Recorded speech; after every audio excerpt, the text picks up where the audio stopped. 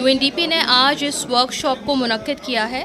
اس کا تناظر یہ ہے کہ جیسا کہ آپ کو اچھی طرح معلوم ہے کہ پاکستان کا جو اس وقت ایک اکنامک سیناریو ہے اس میں فورن اسسٹنس کم ایڈ پاکستان کے لیے کم ہوتی جا رہی ہے. پاکستان کے قرضے بڑھتے جا رہے ہیں. جب اس طرح کی ایک معاشی صورتحال ہوتی ہے تو حکومت کے پاس ترقیاتی کاموں کے لیے پیسے کم پڑ جاتے ہیں. یعنی کہ اگر حکومت ترقیاتی اسکیمیں فنڈ کیسے کرے.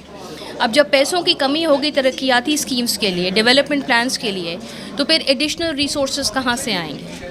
اس کے لیے UN کے بین الاقوامی لیول پر ہم لوگ بہت کام کر رہے ہیں کہ پرائیویٹ سیکٹر کو ہم انگیج کریں، کیونکہ پرائیویٹ سیکٹر کے پاس بہت ریسورسز ہیں اور پرائیویٹ سیکٹر جو ہے گلوبل لیول پہ بھی اور ملکی سطح پہ بھی بہت کنٹریبیوٹ کرنا چاہتا ہے ترقیاتی کاموں میں.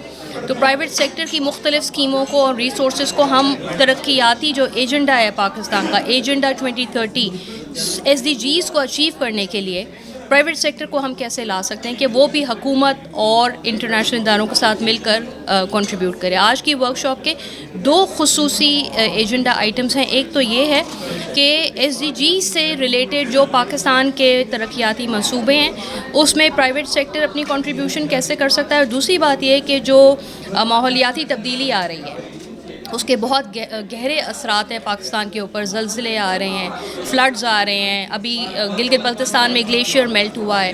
تو ان ڈیزاسٹر سے نمٹنے کے لیے بھی آپ کو فسکل ریسورسز چاہیے کہ کمیونٹیز جب امپیکٹ ہوتی ہیں ان کے لیے انشورنس کور کیا ہوتا ہے. عموماً حکومت کو ہینڈ آؤٹس دینے پڑتے ہیں ڈیمیجز کو کور کرنے کے لیے، لیکن اگر جیسے آپ کی گاڑی کی انشورنس ہوتی ہے یا آپ کی گھر کی انشورنس ہو گئی، اسی طرح ڈیزاسٹر کے خلاف بھی رسک آپ کر سکتے ہیں تاکہ اگر خدا نخواستہ کوئی ڈیزاسٹر ہو تو اس کے لیے فائنینشیل سولوشنز اویلیبل ہوں جو آپ کو رسک انشورنس دے سکے.